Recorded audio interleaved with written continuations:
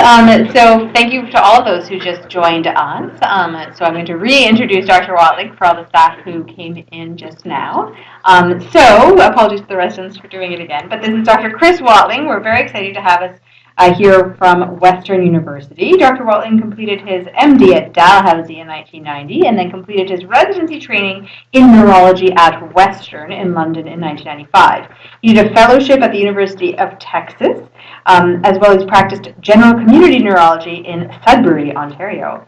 He returned to London in 2000, where he joined the faculty of Western School of Medicine, and he completed a master's in medical education from the University of Dundee, as well as a PhD in health professions education. Dr. Watling is a professor in the departments of clinical neurological sciences, oncology, and family medicine. He's the Associate Dean for Postgraduate Medical Education in London and a scientist at Suplex Center for Education, Research, and Innovation. His research explores how and why feedback influences learning and how medicine's professional culture shapes its educational practices. His favorite professional activity is teaching and writing about writing. So please welcome Dr. Watling.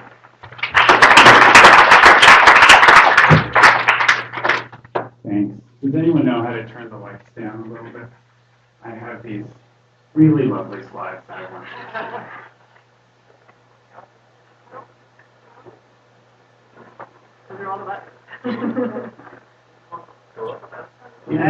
even that was better. Okay, good. All right, well, thank you. Is that okay? What are the other? Oh, wait. No. Okay. Oh, you want to turn right up? Sorry? There you go. Let's go with that. So thank you. Thank you for inviting a neurologist to come and talk to you. I appreciate that. It's really exciting that the theme of your day is about feedback, in part because that's been the focus of my research over the last decade or so.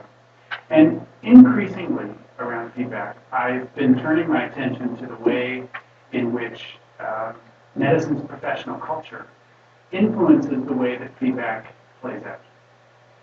And so what I hope to do this morning in the next 45 minutes or so is get you to think a little bit differently about teaching and learning in medicine, and to consider the effect that our culture, that our ways of doing things have on the way educational interventions like feedback work, and to think about what that perspective gives us in terms of new approaches, maybe fresh approaches, to trying to improve and enhance the way that we educate.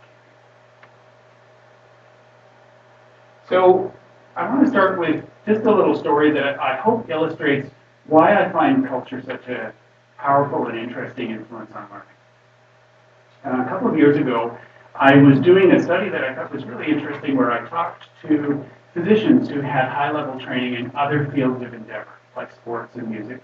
And in this case, I talked to an emergency physician who had been trained to an elite level as a ballet dancer before she even went to medical school. And she said to me something that I thought was really interesting that stuck with me. She said, you know, in the dance world, critique is highly prized. So I asked her to explain that, and she said a couple of things. One, that critique, this process of getting corrective, what we might think of as negative feedback, was really the only way that dancers could imagine that they could get any better. It was seen as the essential facilitator of improvement. Second thing she said, I thought was even more interesting. She said that the worst thing that you can be told as a ballet dancer is that was lovely. Because that kind of meaningless positive comment means that the teacher doesn't even think that you have any potential. That the act of getting critique from a teacher is a show of kind of belief in potential. So I'm not a complete outsider to this world. I'm not a ballet dancer, but the only part-time job I ever had was playing the piano for ballet classes. So I did that through high school and through undergrad and through much of medical school. So I've sat through more of these than you can imagine.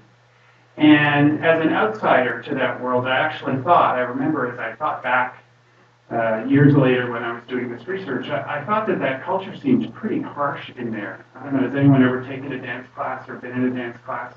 It can be pretty harsh. But But it also resonated with me that the harshest critiques often seemed to be reserved for the people that I thought, where I was sitting on, from my position on the piano bench, the harshest critiques seemed to be reserved for the people that I thought were the best dancers.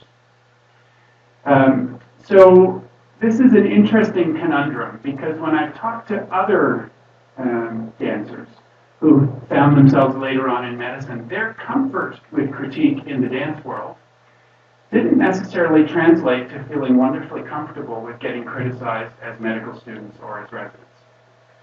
And that's challenging, because we've tended to view feedback, the challenge of why is it so difficult to exchange feedback, as an individual problem. If only we could train teachers to deliver feedback in the right way, we would solve our problem. Or, more recently, we say, if only we could train learners to be good seekers and recipients of feedback. Or maybe if only we could find a way through our admissions processes to find people to get into our programs who are oriented toward feedback, then we would solve our problem. And I would argue that we already have those people in this. Medicine is actually full of people who have lots of experience being coached and receiving difficult, challenging feedback in other settings. But that doesn't necessarily translate into our setting, and I think the issue is culture. So that's why I've become interested in culture, and I'm going to talk to you over the next little bit about how culture plays out and how it influences what's possible, what's not possible. So when I say professional culture, I mean the language, the ways of communicating, the customs, attitudes, practices, beliefs, and values that typify a profession. If you think of an orchestra makes this very public show of tuning, for example, at the start of every orchestral performance. They do it when the audience is in there, and it has a bit of an acoustic function, but this is also a powerful cultural show of symbolism of 100 or so individual musicians coming together as a collective to make a sound as a single unit. So that's an example of a cultural practice, a way of doing things that has endured over hundreds of years. So learning culture, in turn, is the customs and the beliefs and the practices, the language, and the values that underpin how a profession or a discipline decides to educate its own learners. And when we talk about learning culture, it actually requires us to shift a little bit our perspective on what learning is and where it happens. So, as a neurologist, my initial inclination to think about learning was a very individualist orientation, which is to say learning is something that occurs in the mind, in the brain of an individual human being. And that concept of learning, which I might call a cognitive or an individualist view of learning, allows us to see certain things about how learning plays out. But there's another perspective on learning, which we call the sociocultural perspective. And that says learning doesn't just occur up here, it occurs here. Learning occurs as individuals interact with one another in the spaces of their professional culture.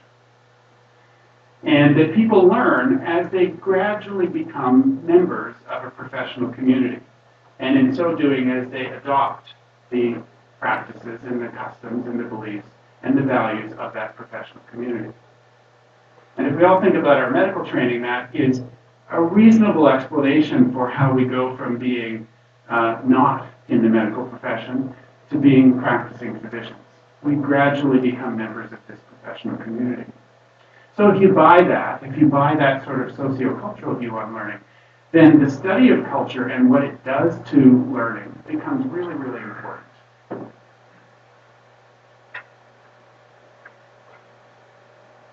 So studying culture asks us to shift our perspective.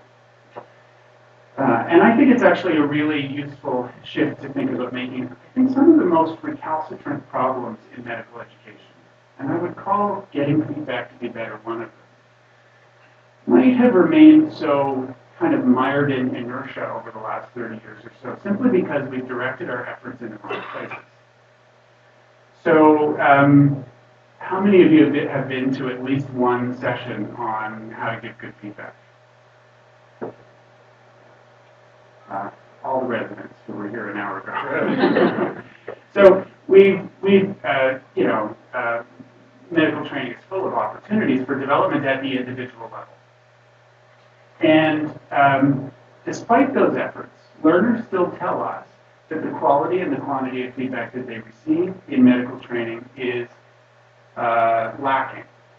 And so how can that be, despite all of these efforts? And I'm going to suggest that if we shift our perspective and think about, well, maybe there's something other than the individuals involved here.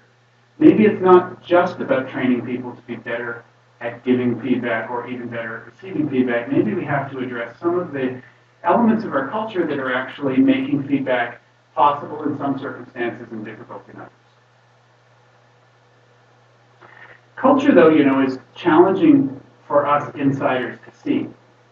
So I started medical school in 1986, which means that I've been in the profession for the majority of my life. And when you're a complete insider to a culture, it's actually difficult to appreciate the distinct nature of that culture, because culture is very much about tacit assumptions and taken for granted beliefs. In a great article in Academic Medicine a few years ago, Coulihan talked about the power of this tacit learning. And he said that tacit learning is actually more powerful than explicit learning for two reasons. One is it's reinforced more regularly. And the second is tacit learning is really about what people do rather than about what they say.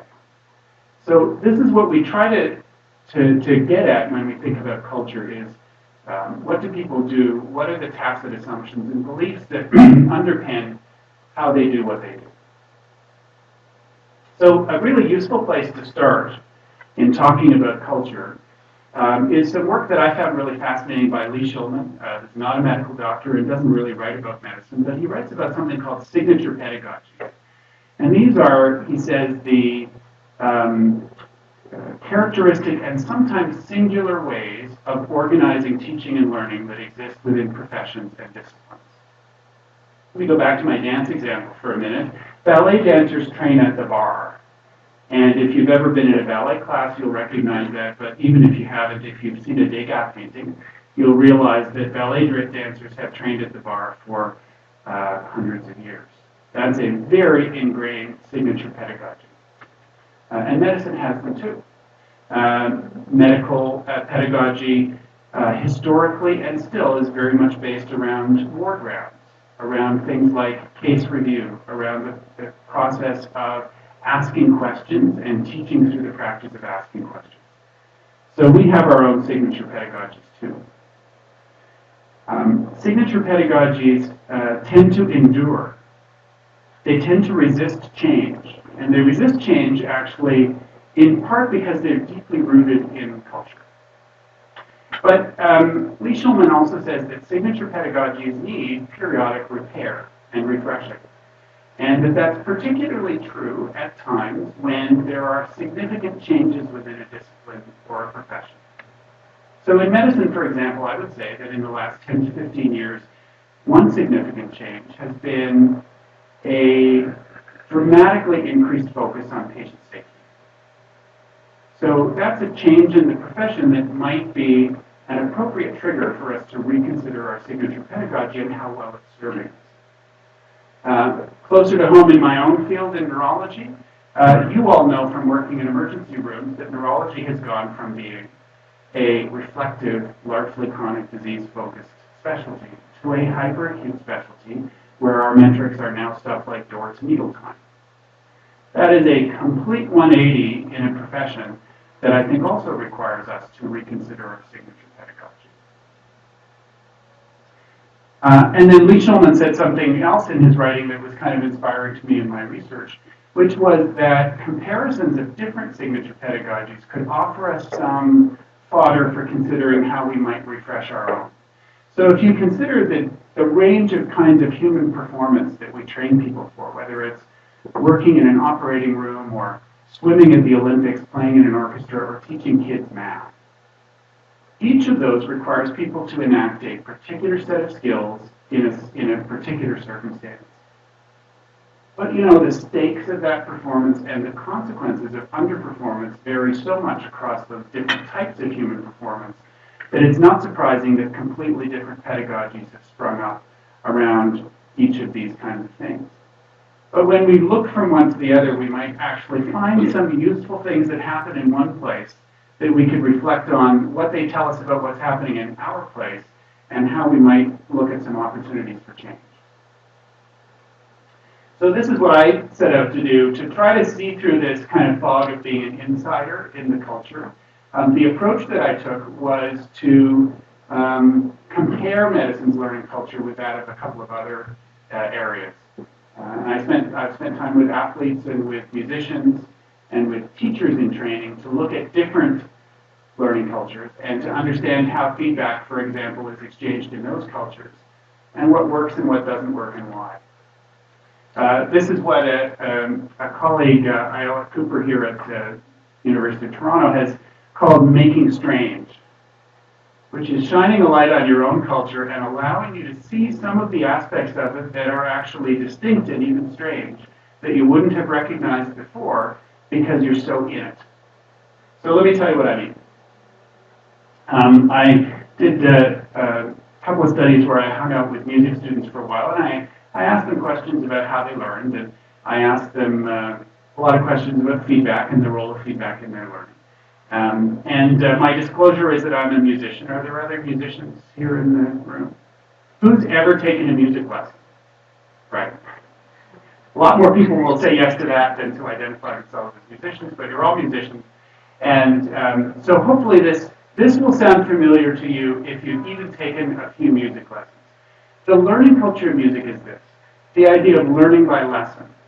So there's this regular sequence of lessons with the same instructor, things to work on, hours spent alone practicing, and then a repeat of the lesson and proficiency builds through that series of lessons. The actual performances that musicians give, I think, are relatively insignificant in terms of their overall learning. They probably learn something about how to perform and how to calm their nerves, but they probably don't learn anything really about the actual technical aspects of playing their instrument or singing from the performance itself. This is learning by lesson. Music's learning culture aims for excellence. The word competence does not actually occur at a music school. That's probably because competent musicians are unemployed musicians. It's really true. Or they play piano for ballet classes. So in music, the aim is excellent performance, in part because that's the way that you're going to succeed as a musician, is by being a transcendent performer that is better than any of the colleagues that surround you, and you have to stand out. Music has a strong sense of valuing expert instructors. So music students can identify the teachers they want to work with, often by the quality of the students that those teachers have turned out. We look to people who, in music, who are really good at that process of helping musicians realize their potential. It's interesting that musicians will tell you that their teacher does not have to be a great performer. In fact, in some cases, it's not even helpful if their teacher is a great performer. If they're too good, they sometimes feel like they can't even aspire to do that. They need their teacher to be a great instructor, and it's different in music. And then musicians have a real sense of career-long coaching. So if you were the best opera singer in Canada and you just got a new role in an opera, it is probable that one of your first phone calls would be to your vocal coach to start working at it. And I wonder when the last time any of us who are faculty asked for someone to come and coach us on an aspect of our medical practice was. I have never done it. And many people have, I think, would say they have never done that. It's not part of our culture. So when you consider those things about music, which all seem very logical if you've taken a music lesson, and then reflect them back on medicine, it actually highlights some things that are a little bit distinct about our culture. We don't actually have a learning by lesson culture. We have a learning by doing culture. And many people in medicine will tell you things like, you learn by being thrown into the fire and having to sink or swim. And that's kind of the way that learning occurs. The actual performance of the work is the bulk of the learning. Medicine values competence. I'm not sure I'm going to say that we don't value excellence, but we can't afford for people not to be competent. And so that's the aim that is everywhere on everyone's lips. Medicine tends to value expert clinicians. When we look for the best teachers, we tend to look for the best clinicians. And if I asked the residents in the room, whose feedback do you value the most, you may well tell me that you value the feedback of the people that you think are the best emerge docs, the people that you want to be like. I don't think we have quite as clear a sense of what does an expert instructor look like, and is that different from an expert clinician. And then, even though we know self-assessment is flawed, we tend to look on it as a professional value in medicine. The idea that we will graduate someday from the need for coaching or from the need for teaching, and that we will be independent and that we'll kind of direct our own sense of what our learning needs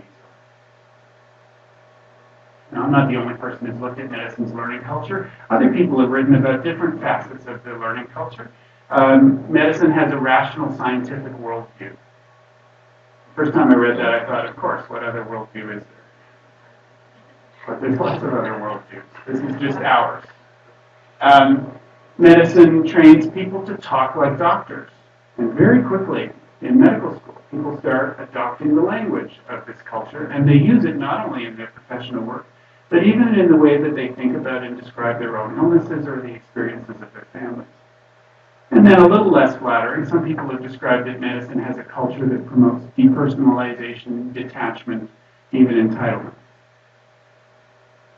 I'm actually a little less interested in the customs that are part of a culture and more interested in the values that underpin them. And here I'll say a couple of things that I think are a little more flattering about medicine's professional culture. I think we are a fundamentally patient-centered culture, and so if that's the case, then a focus on patient safety and error prevention makes a lot of sense. And that means that an endpoint of competence is actually more important than an endpoint of excellence. It starts to make sense. Why do we talk about competence and not excellence? Well, because we fundamentally value safety and error prevention. We can't afford for people not to be competent. We also tend to value independence and autonomy, and we value efficiency. You in emergency medicine know this better than probably any of our colleagues, that if we don't value efficiency ourselves, the media, the government, and the public will remind us that efficiency in healthcare provision is a value that we should be embracing. So what does all this have to do with feedback? Feedback is seen generally across learning cultures as important. It would be very difficult to get together a group of educators from any field and have them not agree that feedback is a real important facilitator of student learning. So the idea of feedback tends to cross over learning cultures. And I haven't actually yet come across a learning culture that doesn't place a lot of value on a couple of fundamental characteristics of feedback. I've not seen any cultures that don't want feedback to be credible. And I've not seen any cultures that don't like feedback that is constructive. Musicians don't like to be told, make it sound happier. They need something specific as well, constructive that they can use. But I will say that the very definition of credibility and constructiveness is culturally defined. These things don't look the same everywhere. And my example of what makes a credible instructor, a credible feedback giver in music compared to medicine is a good one here. In medicine, the most credible sources of feedback tend to be the best clinicians. In music, this is not the case. In sports, this is not the case. The most credible sources of feedback are the best coaches, or they may be the best instructors. They are not necessarily the best performers. In Canada, in most sports, even if you are an Olympic gold medalist, that does not license you to coach that sport. You still require training as a coach because we accept that that is a distinct and different set of skills. So, calls abound for medicine to become a feedback culture. And I think a useful thing to think about then is to say, well, what does a feedback culture look like? And how would we get there? I'm going to argue that sports, music, dance are feedback cultures, and so they're good examples to tell us what feedback cultures do. Well, first of all, they embed direct observation in the work that they do in terms of instructing learners. I have asked music students, I asked a bunch of focus groups of music students how frequently they would receive feedback from their music teacher on a performance that the music teacher had not been there to hear. And they kind of looked at me dumbfounded and said, well, never, that's not possible. And I said, oh no, it is possible. We do that in medicine all the time. We do give a lot of feedback on things that we haven't seen, or things that we've seen part of, or things that we infer based on kind of proxy measures of what we think went on. So feedback cultures embed direct observation. They tend to embed longitudinal teacher-learner relationships. Most people will work with a coach or a music teacher over an extended period of time. And that relationship creates a sense of trust and safety that can allow for the exchange of sometimes difficult, critical, harsh information in a way that we often don't make room for in medical training. We have tended in medicine to value breadth over depth in terms of relationship, to assign, we were talking this morning about internal medicine residents who really will rotate with a different supervisor every week for the first 3 years of their training. We think that there may be a breadth advantage to that, but it doesn't necessarily lend itself to the development of longitudinal relationships as they exist in feedback cultures. Feedback cultures really embrace this kind of coaching model of training. And so, if you have a culture that doesn't actually support some of the things that would be necessary for feedback to routinely be exchanged in a way that's really useful.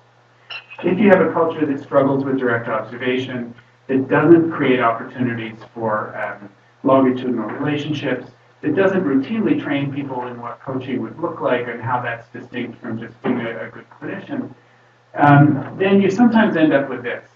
You end up with learners actually who find that feedback is really on the margins of their learning. This was an individual after a residency and fellowship who said to me in the study, I can't even think of a single time I got feedback that was useful. And she just trained in the last 15 years.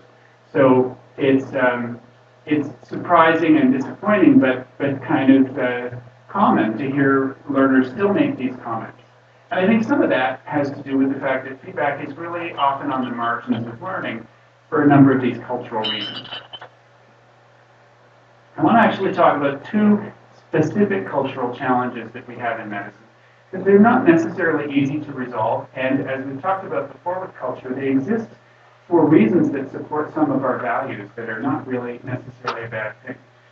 One is limited direct observation of learners, and the second is some challenges with tensions between assessment and feedback.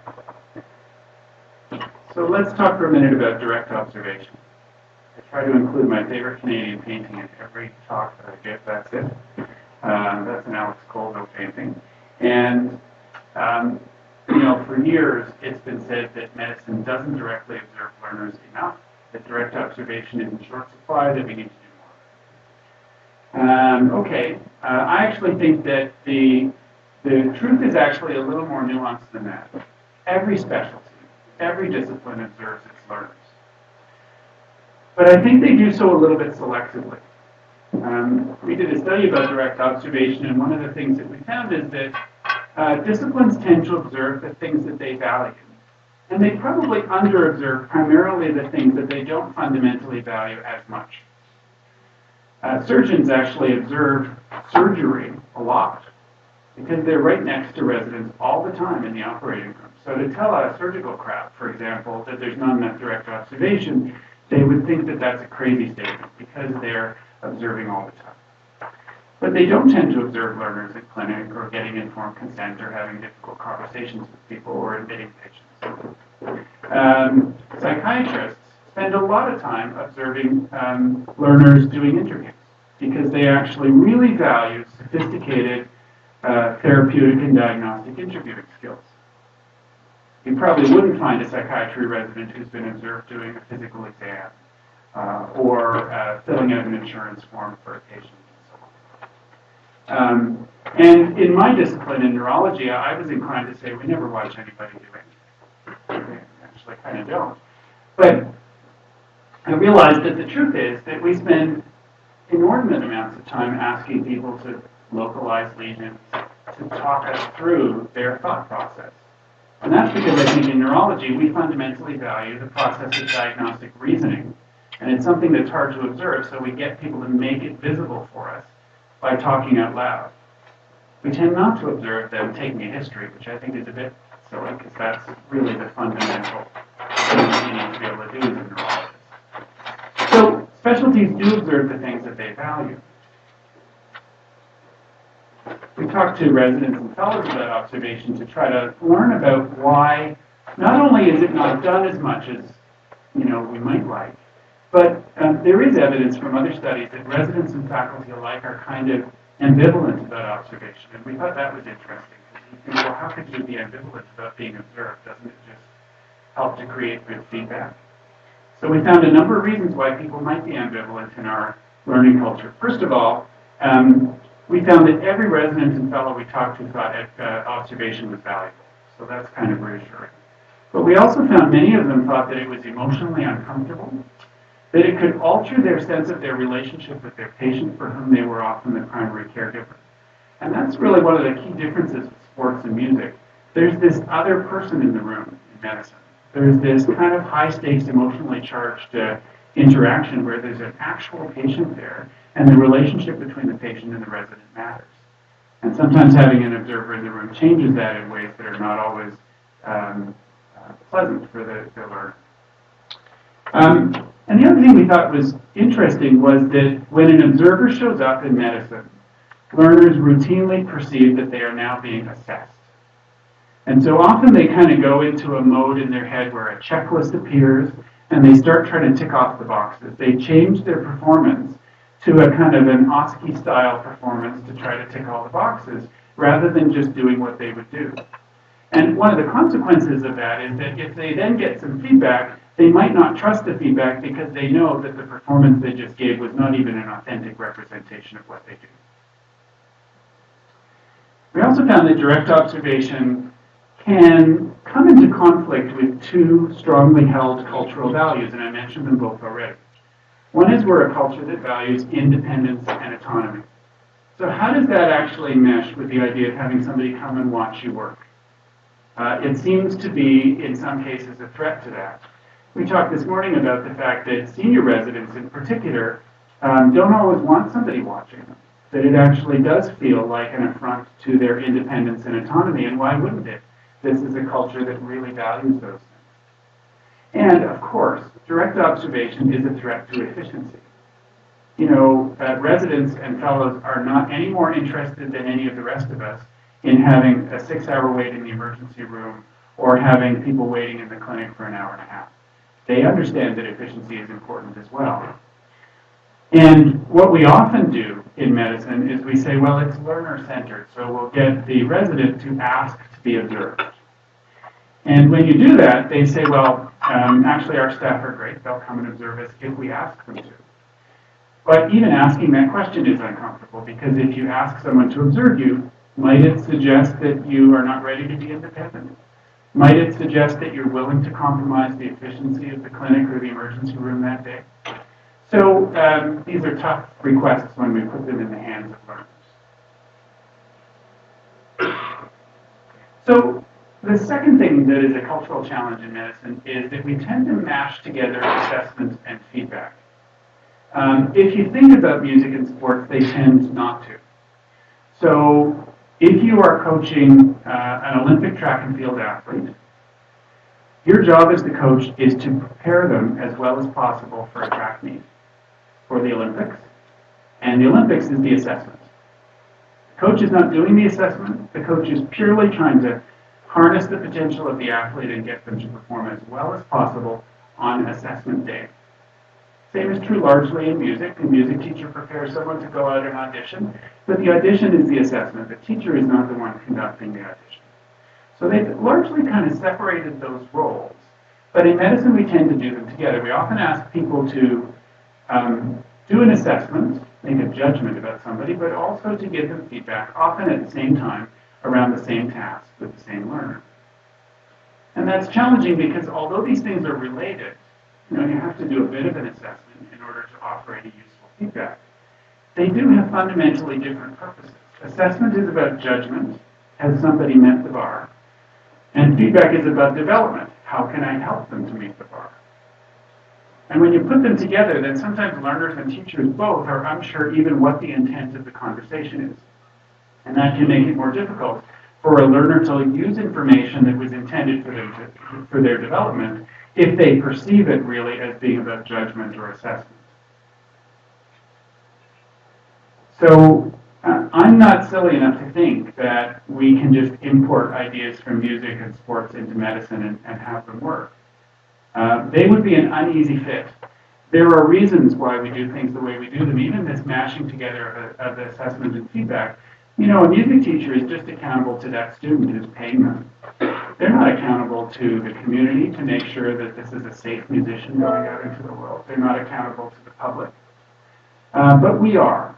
And so knowing that we have accountabilities not only to the learner but also to the profession and to the community and to the public, it becomes more understandable that we sometimes task people with these difficult dual roles of assessor and feedback giver. Uh-oh.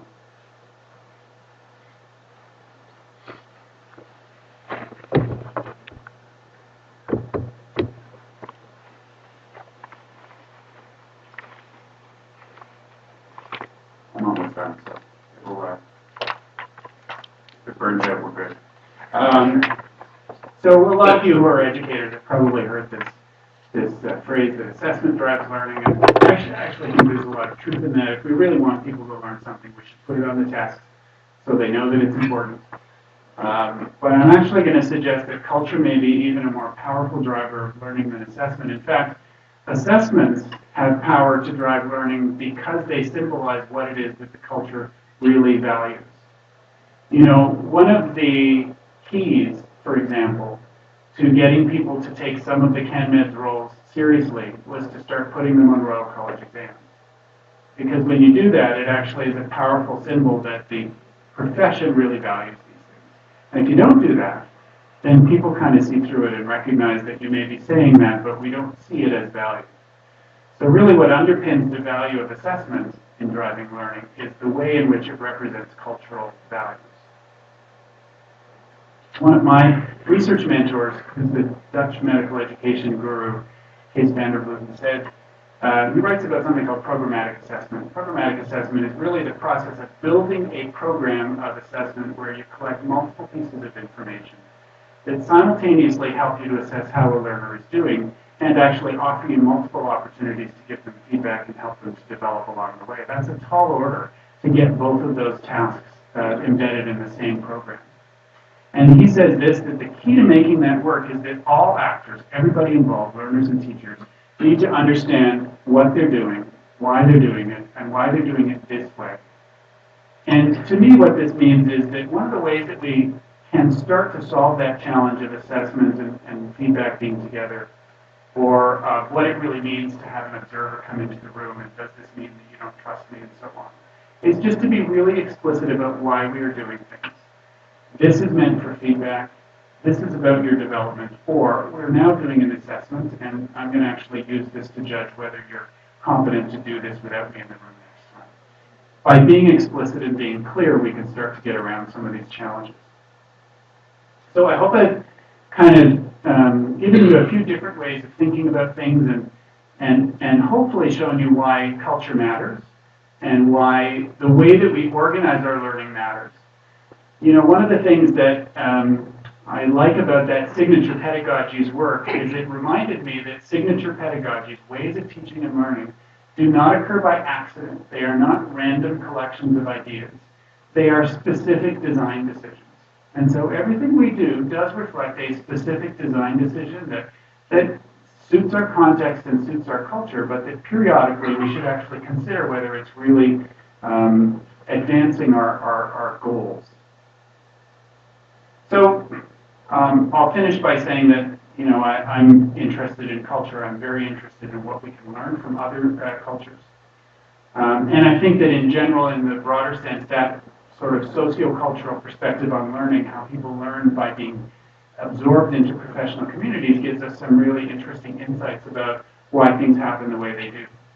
But I have to say, I've also become a little bit resistant about making kind of glib calls for culture change. I would say that about 30% of medical education published papers in the last 10 years have a call for culture change somewhere in them. And I think we have to be really careful about that. I hope I've shown you that cultural practices are not accidents and they're not things that are just easily shifted and changed. And sometimes they reflect values that are actually really important. Who would argue that we shouldn't care about efficiency in healthcare? Who would argue that we shouldn't aim for a culture of patient safety? And so as long as those are our values, instead of just calling for culture change, I think we sometimes need, when we're thinking about teaching and learning and improving feedback, to think about how we can actually align our educational practices with the things that our culture most values. Shift the culture, evolve the culture in a few ways where we need to, but also think about what our values are and how it is that we can align our educational practices with those values to be as successful as we can. So I'm going to stop there, and I'm happy to take questions or comments that anyone may have.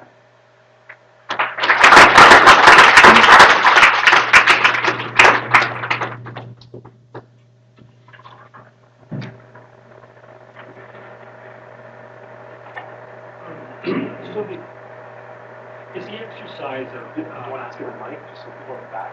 So I can do that, yeah. So is the exercise of giving feedback to somebody who is competent but trying to reach excellence, is that a different exercise from giving feedback to somebody who's not competent and trying to get them to competency? Like we talk about them, but they're the same, are they?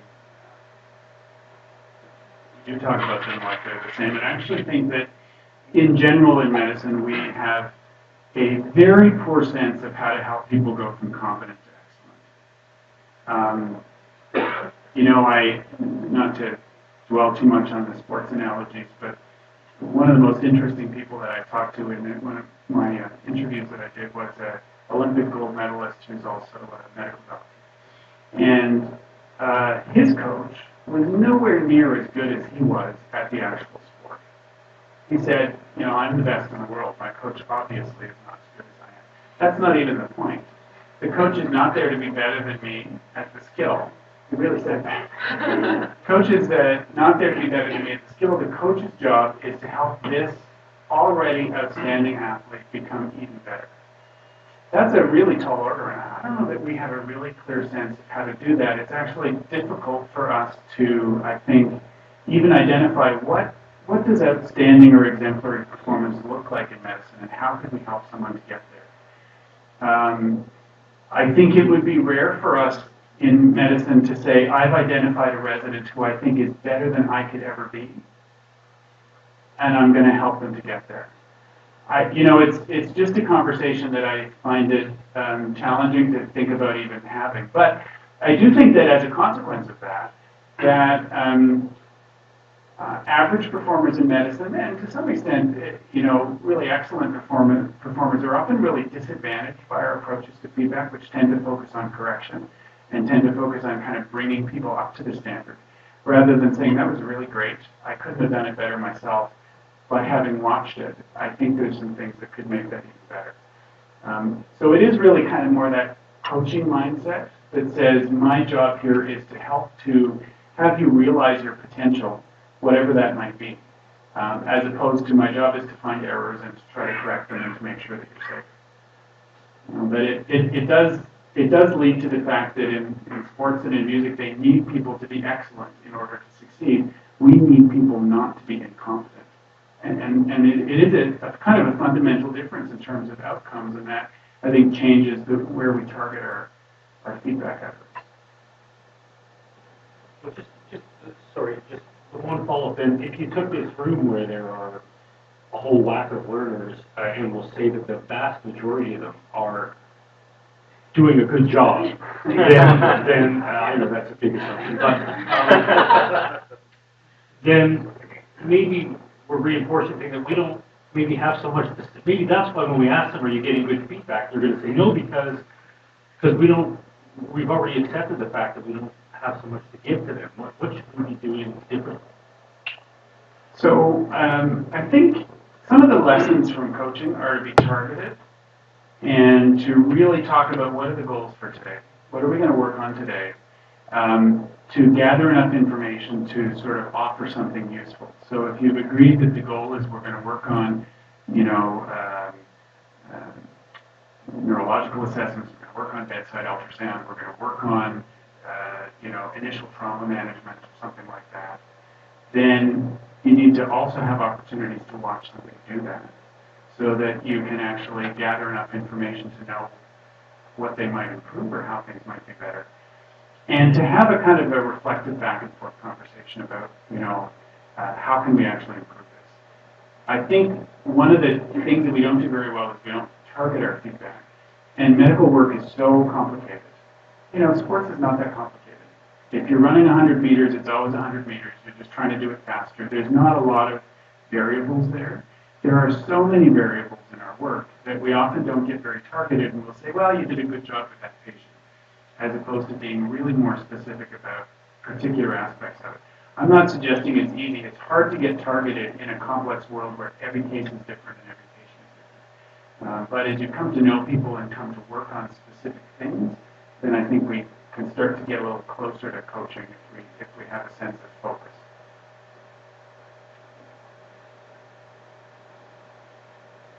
But I'd say that that's where like the insight of the learner takes a huge role, right? So I think sometimes when, like for Joel, for example, if you're saying like, what do we tell people? I think that's where the learner has to take an active role and have a self-perspective to say, okay, like this is what I really need help on, and I'm gonna tap the kind of insight and all of the resources I have with the people I'm working, so that you can tell me how to be better. So you know, while we focus, I think, on how to give good feedback, I think it has to flip, and you have to have a learner that's willing to look at themselves and say, what do I need to work on, especially considering we can all work on everything all the time. It's easier to be an engaged seeker of feedback if you tend to get good feedback when you do it. I mean, really, it's a cycle. You sort of learners are only going to go to the well so many times if they come back with nothing they can use. They'll start looking to other things to tell them how they are performing, rather than the feedback of the potential coaches that are around. Just wondering what your thoughts about, so when you're giving, when faculty are talking about a resident, they often have a shared understanding when there's someone who's a star, someone who's struggling, but they might have a difficult time understanding why. And that's why I think one of the challenges around giving the feedback to the resident, because you know you're supposed to be specific, and sometimes it's hard to know why you think somebody is struggling, and you know it when you see it. And how do you improve that skill of articulating and identifying those strengths or weaknesses when you just get a gestalt feeling that somebody is one way or another?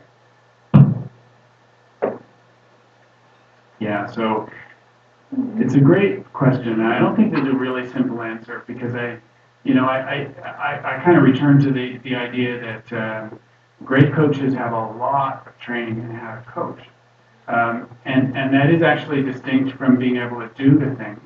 It's actually even distinct from being able to judge it. You know, in sports that are judged, the judges and the coaches are largely separate groups of people. Again, sort of separate skills. So you might actually be able to recognize quite well that a performance has been great in the clinical world, or that it's been not so great. You might even be able to articulate what was wrong with it, but you might not know, well, what are the things that are actually going to help this person to make that better? Some of it, I think, comes with just the experience of trying to continue to engage in that kind of conversation.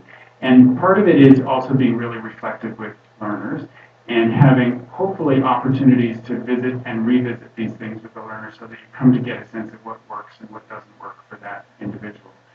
You know, the best kinds of coaching in medical training, the best examples are often around things like procedures. You know, I've talked to surgeons who will say things like, you know, I had been doing it this way for a period of time, and then somebody said, why don't you hold the instrument that way? And I tried it, and it made an immediate difference, and I could feel the difference, and I really learned and developed from that. But that might have been the third or fourth suggestion that was made. I think sometimes When you have opportunities to make a suggestion, to have somebody try it out kind of in real time, to get a sense of whether that made things better and then to continue to work with them, then you can be more effective in the coaching role.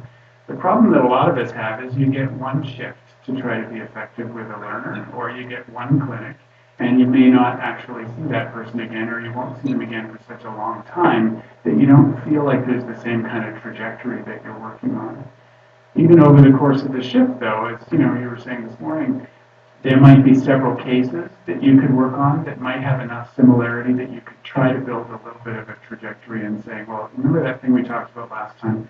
Try that here. Let's see if that works. You got to kind of just pull on these opportunities when you get them. But I think coaching works when there are opportunities not only to have a conversation, but to have the learner try to put that into action in real time that day or the next day and kind of continue the conversation with you and say, you know what, I tried, it didn't work. Or, much better, thank you. And then there's a real sense that you've kind of done something useful. And you as a coach go away when it works with a sense of, oh, that's good, I'll try that again with the next resident or the next